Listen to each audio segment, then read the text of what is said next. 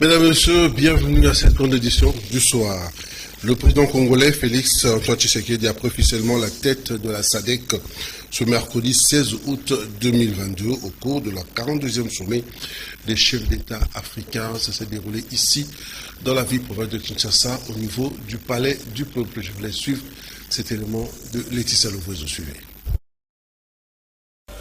Le président congolais Félix Antoine Tshisekedi Tshilombo a pris officiellement la tête de la communauté de développement de l'Afrique australe SADC pour l'exercice 2022-2023 après la passation des flambeaux avec son homologue du Malawi, Lazarus Chakwera, au cours du 42e sommet de cette organisation régionale, c'est mercredi 17 août à Kinshasa. Félix Antoine Tshisekedi Tshilombo a, devant les représentants des 16 pays membres, dénoncé le Rwanda de son frère Kagame qui l'accuse de soutenir le rebelle du M23 actif dans les territoires de Rutshuru. Permettez-moi de remercier notre communauté, la SADC, pour sa solidarité avec le peuple congolais au moment où notre pays est victime d'une agression lâche et barbare de la part de son voisin le Rwanda, a-t-il dit. Tshisekedi a remercié l'Afrique du Sud, le Malawi et la Tanzanie, pays contributeurs des troupes de la brigade d'intervention de la MONUSCO présente au Nord Kivu depuis 2013.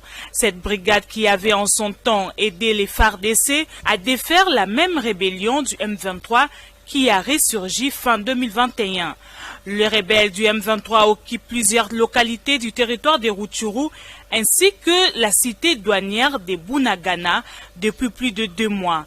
Félix Tshisekedi a opté pour l'option diplomatique afin d'obtenir le retrait du M23 des zones conquises. Mais les rounds de médiation diplomatique menés sous l'égide de l'Angola semblent ne pas produire d'effet à ce stade. Le cessez-le-feu décrété à Luanda en présence de Paul Kagame et Félix Tshisekedi n'est pas respecté. Quelques structures d'appui aux opérations de traque contre le M23 et leurs alliés du Rwanda ont été visitées par le général de brigade Clément Bitangola, commandant du secteur opération Sokola 2 Nord Kivu. C'était le vendredi 12 août 2022. Le détail avec nos confrères de la presse militaire. Je vous laisse suivre cet élément suivi.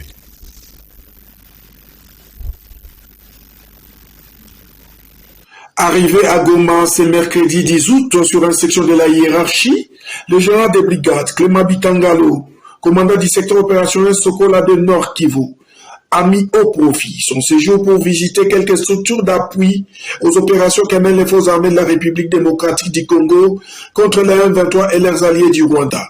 C'est notamment les entrepôts de la base logistique et l'escale aérienne de Goma. À l'étape de la base logistique, le commandant de la dite base, le lieutenant-colonel Ramazani, n'a pas manqué de mots. Je suis lieutenant-colonel diplômé d'état-major Ramazani Kalebe, commandant à 34e base logistique régionale. Oui, je suis très ému de joie de voir le commandant secteur opérationnel Sokola 2 venir visiter le dépôt d'ici chez moi à Goma.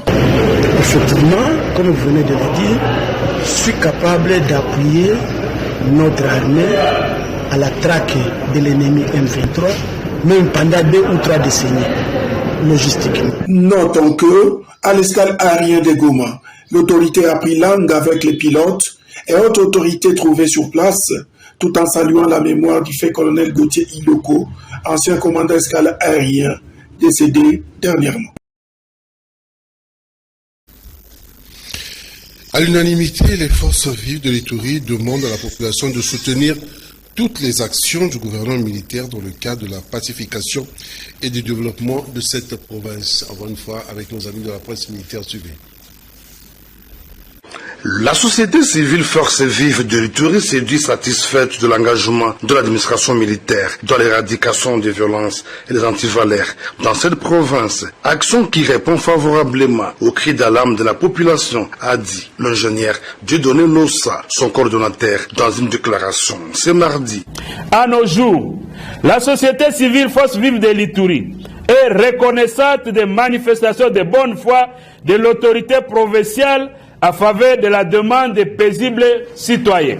Entouré du président intérimaire de la FEC en Ituri et du président des transporteurs, le numéro 1 de cette structure citoyenne salue la décision du gouverneur militaire supprimant les barrières sur différents axes routiers de la province, jadis à la base de la tracasserie de la population. Il salue également l'interdiction faite à certains services de l'État de fonctionner aux entrées de la ville de Bougno. Son Excellence Johnny Luboya Kashama a ordonné la suppression des barrières de tracasserie. Les forces vives de l'Ituri saluent vivement cette mesure de l'autorité provinciale qui va dans le sens de restauration de l'autorité de l'État et consolidation des relations entre le pouvoir et la population. Les forces vives de l'Ituri invitent la population à accompagner les actions du gouverneur en assurant le monitoring par rapport aux présentes mesures afin d'encourager l'autorité provinciale à aller jusqu'au bout, car la route est encore longue. Même son de cloche pour le président intérimaire de la FEC en Ituri, Daniel Mugisa, appelle ses membres à accompagner l'administration militaire en payant convenablement les taxes et impôts.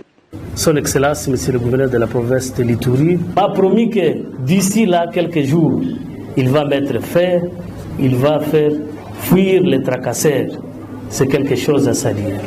Sans aucun doute, l'état de siège permet de régler de nombreux problèmes jadis décriés en province de l'Ituri.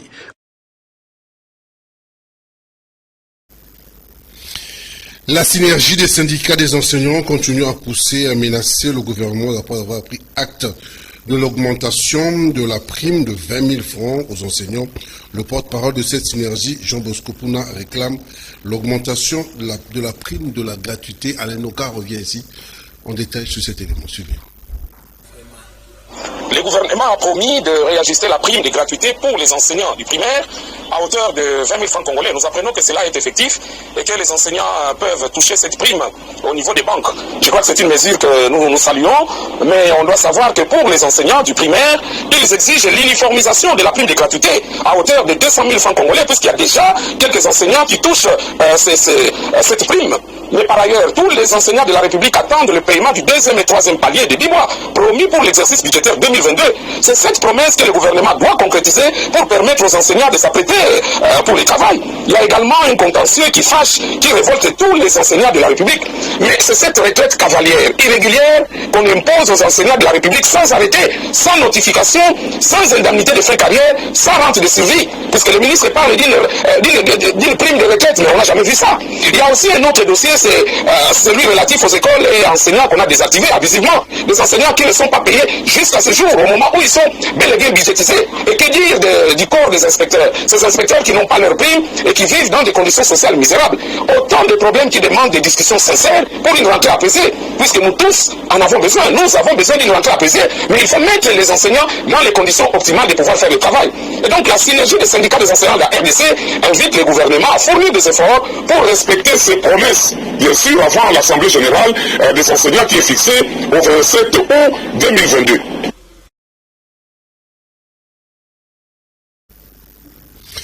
Le programme national de lutte contre la malnutrition promet pour Pronanut à organiser une conférence de presse sur la sensibilisation de l'allaitement maternel exécutif pour les enfants de 0 à 6 mois. Suivez les éléments de Tony Binda.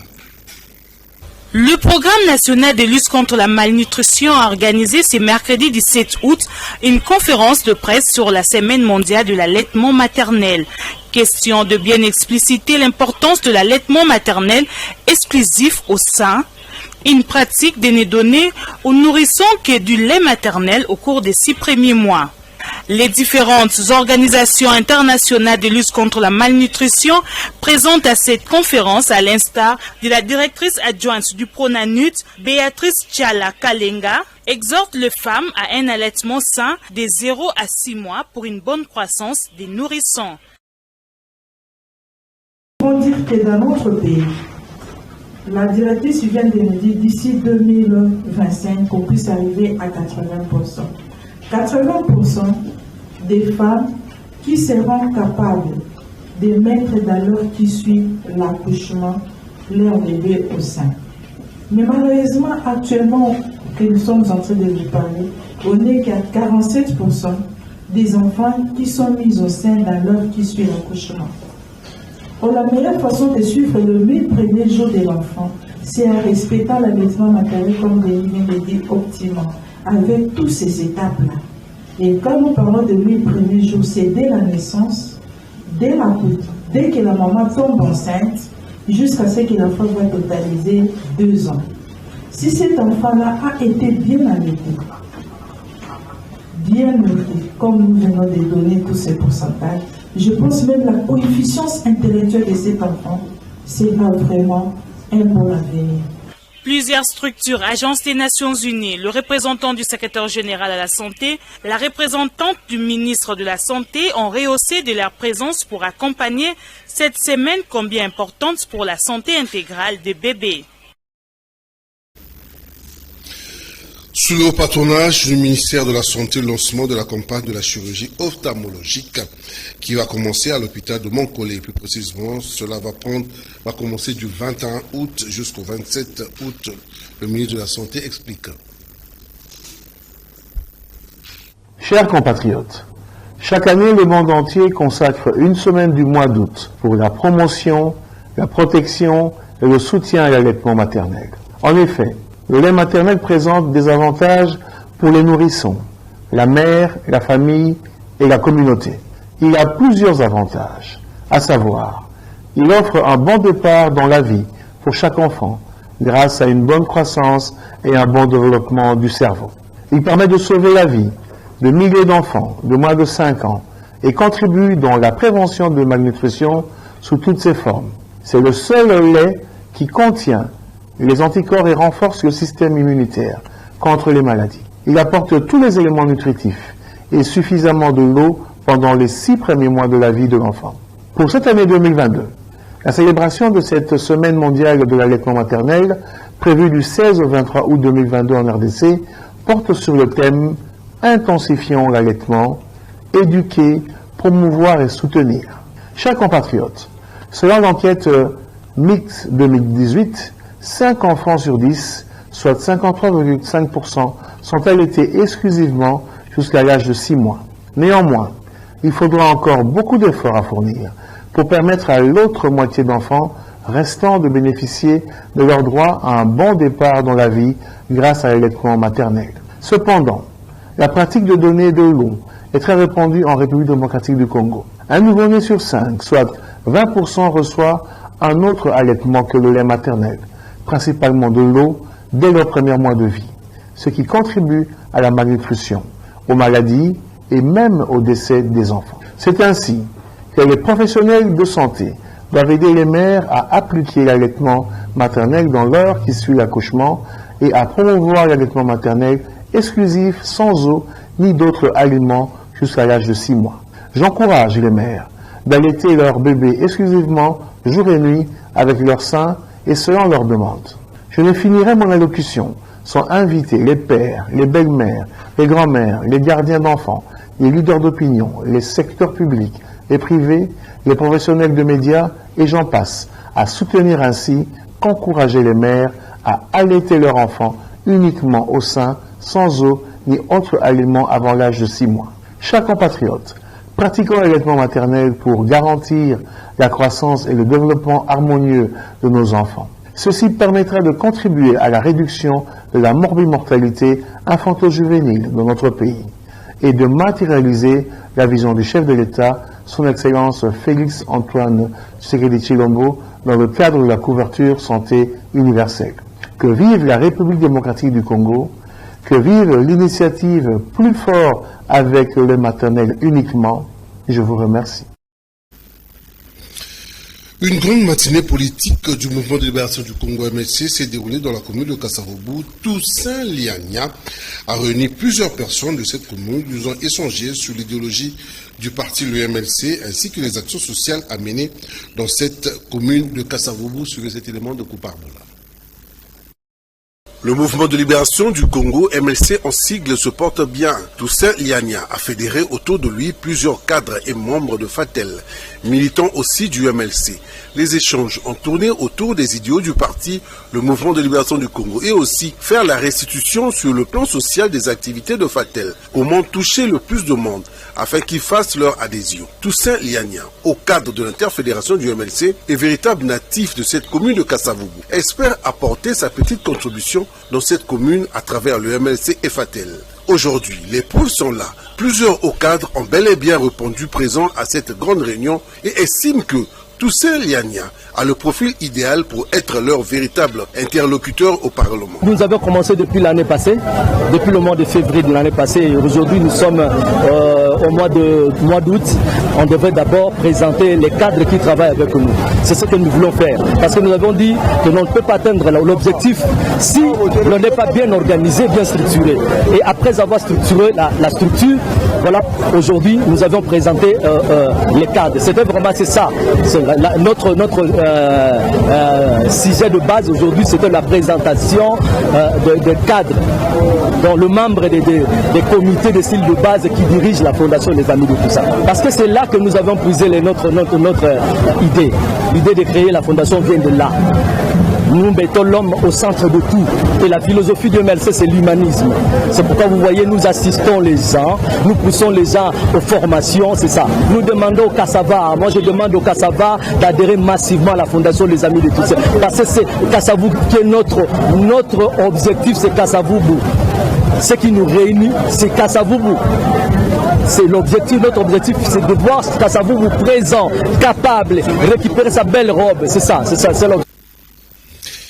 David Kouzia, secrétaire national adjoint en charge des élections à l'AVC, était l'hôte des militants du Lingwala AVC de Maître Didier Boudimbo. C'est en présence du secrétaire général de l'AVC, Maître Magloire Kasongo. C'était le dimanche 14 août. Suivez cet élément de Paty Soul.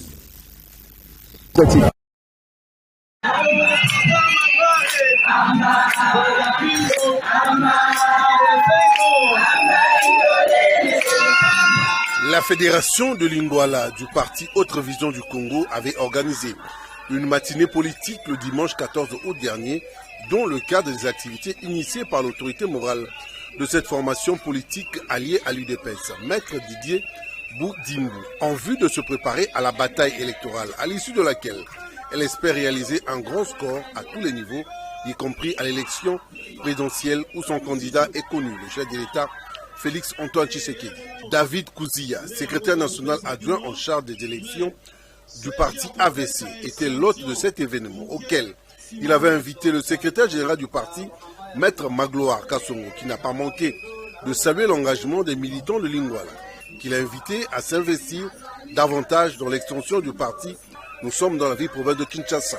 Nazali kopesa bino mbote na kombo ya autorité morale na biso on a ebisa kienge nazali koya Lingwala abi peselanga ba mama ya Lingwala mbote parti na biso Autre Vision du Congo ezali parti oyo ezali très déterminé na élection oyo ezali koya toyebana ko s'imposer à tous les niveaux. Tozali parti allié à UDPS, tozali ko travailler pour la réélection ya mwana mboka Félix Tshisekedi pour ayebala ko continuer mandat pour na ko réaliser un projet oyo ya malamu azali na yango pour na mboka na biso Congo. Isengeli moko na moko azala évangéliste ya monene ayebala ko tambola na sango ya AVC pour na élection ezali koya partout oyo candidat ya AVC akozala azala toujours victorieux. Donc nous sommes très ouverts pour recevoir un projet Oezali à Malamu, il y a une voilà. Cette activité rentrant dans le cadre d'expression d'ambition pour tout prétendant candidat aux élections, il a invité les autres à emboîter le pas. C'est à travers des cadeaux que les organisateurs lui ont témoigné leur soutien et remerciements pour son travail à la tête de l'exécutif national du parti cher à Maître Didier Boudimbo. AVC, changement du Congo. 15e communauté baptiste au Congo, Sebeko Nsig, a procédé à la cérémonie de dédicace de l'église ecclésiastique de Sonabata, en sigle Kilembo, située, nous sommes dans la province de Congo central. Chomi Kassamae Alain Noka était là pour le compte de Kanakin Télévision.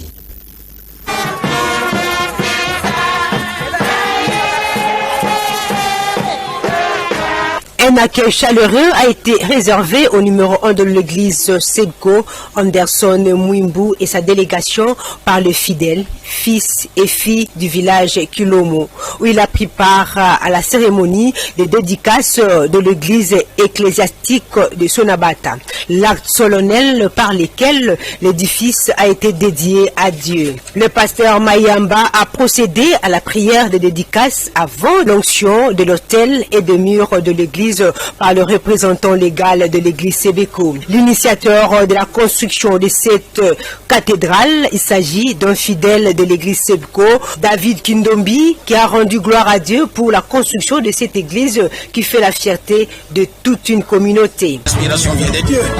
Dieu a toujours accompagné les bonnes œuvres. C'est Dieu qui nous a inspirés à pouvoir accomplir cette œuvre. Pour la communauté, je dois remercier très sincèrement le représentant légal qui a laissé son siège à Kinshasa pour venir dédicacer les temples et toute sa communauté, sa chute. Le représentant légal de l'église Sebeko, Anderson Mwimbu, a prononcé le mot de dédicace devant une foule et de nombreux invités. Dans son message, il a expliqué le mystère de l'église Temple de Dieu construite par un fidèle. Venu dédicacer les temples de l'église locale Sebeko Kilem. C'est un temple construit par un fils de la communauté. C'est un ancien coordinateur communautaire qui a terminé son mandat il y a 2 ans. Et il nous a invités pour que nous puissions dédicacer les temples qu'il a construits à l'honneur de Dieu. Le numéro 1 de l'église Sebeko a expliqué l'importance de l'unité et de la prière. Et ensuite, il a procédé à la cérémonie de la coupure du ruban. Cette journée a été agrémentée par plusieurs chorales qui ont chanté des cantiques et de louanges à la hauteur de la cathédrale. Voilà, c'est sur cette note de la religion que nous mettons un terme à cette grande édition, coordonnée par Laetitia Lourezo, Freddy Takid était à la réalisation, Rodi Louadio à la caméra, Samson Ilunga à la régie. Je vous dis merci pour la fidélité. La rediffusion, c'est à minuit. Et puis demain, jeudi, à 7h, toujours sur la même chaîne, Kanakin, la télé-vérité. Mais l'info continue sur la chaîne YouTube de Kanakin Télévision, Kanakin YouTube. Allez, je vous dis bye bye, prenez bien soin de vous.